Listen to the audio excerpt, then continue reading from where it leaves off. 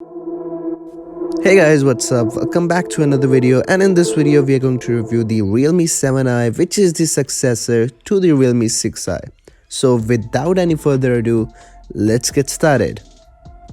Realme 7i comes with a 90Hz refresh rate display, but it is a huge display with a 720p resolution, which is not ideal in any case. The brightness is fine and the display is pretty smooth, but I still think that Realme could have done better. Speaking of the design is pretty good and very eye-catching as well. I have only one complaint with it though. Its back is very glossy and a fingerprint magnet. So it uses the Snapdragon 662, which is not the best one that you can get for an entry-level processor, but it will still hold its ground and would be very good for the battery life, and as well as for the day-to-day task. It would not be enduring heavy loads such as gaming on high graphical settings, but it is fine for the ideal use in day-to-day environments. The Realme 7i packs an impressive 5000 mAh of battery cell inside it, which is both impressive in real-world use as well as on paper. But the fast charger included in the box is an 18-watt fast charger, which is a downgrade from Realme 6i's 30-watt fast charger, and I don't seem to know why Realme did this when they could have done better. Benchmarking the Snapdragon 662 shows that it has a good CPU and a good memory, but it does not have a good GPU. You cannot play games on the highest FPS or settings.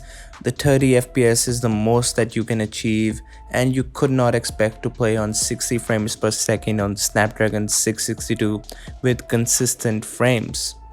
So gaming is not the biggest selling point of this phone at all, but yes, you can play it on low settings or medium settings.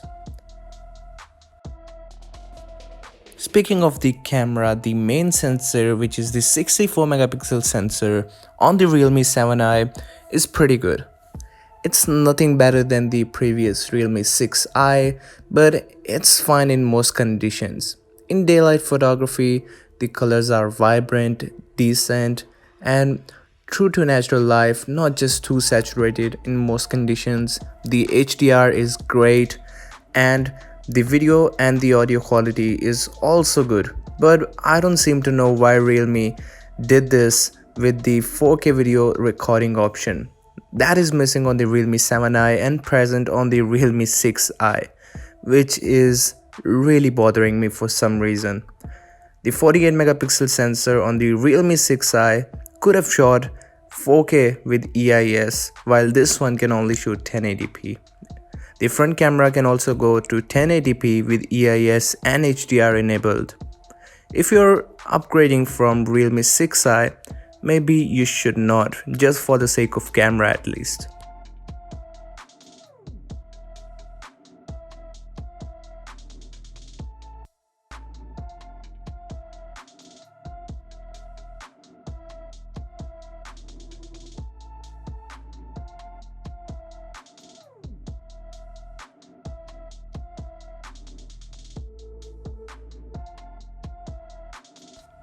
The Realme 7i has a fast and reliable fingerprint option at the back of the phone, but the positioning is rather odd.